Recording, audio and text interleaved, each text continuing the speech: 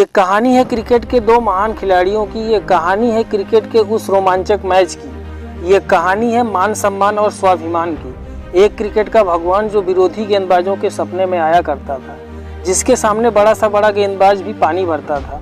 उसने कई गेंदबाजों की ऐसी खबर ली कि उनका कैरियर तक खत्म हो गया। दूसरा स्विंग का बेताज बादशाह, जिसके सामने बड़े से बड़े बल्लेबाज के पैरों के नीचे जमीन खिसक जाती थी, जिसके नाम से ही विरोधी खेमों में हलचल मच जाती थी। फिर एक समय ऐसा भी आया जब ये दोनों आमने सामने थे, जहां इन दोनों की प्रतिष्ठा और सम्मान दोनों दांव पर लगा था।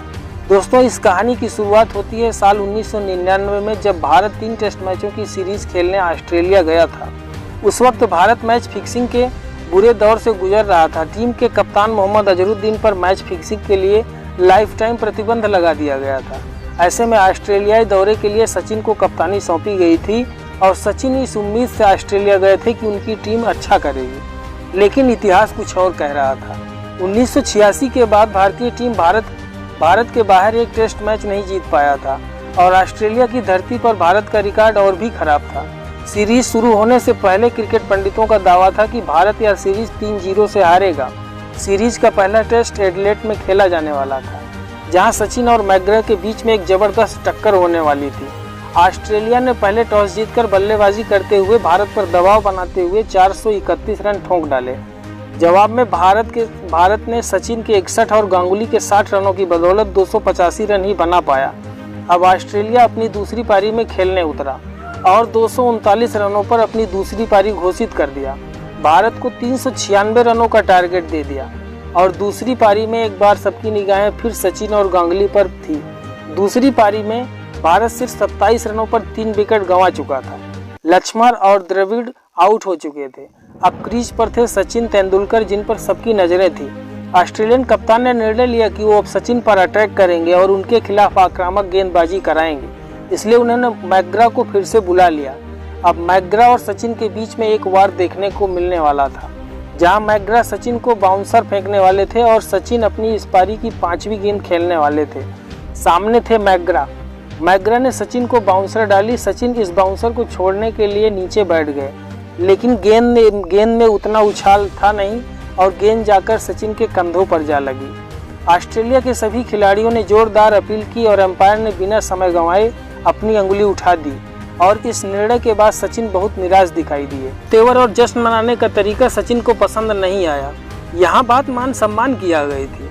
सचिन चुपचाप मैकग्रा को देखते हुए पवेलियन वापस जा रहे थे। सचिन को यह मैच आंखों में खटक गया था।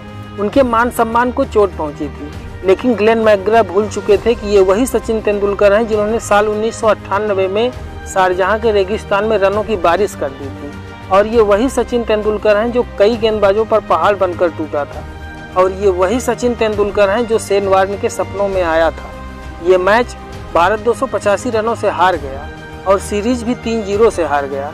दिन बीत गए, महीने बीत गए, लेकिन सचिन इस मैच को भूल नहीं सके। सचिन अब ठान चुके थे कि वो इसका जवाब ग्लेन मैकग्रा को जरूर देंगे।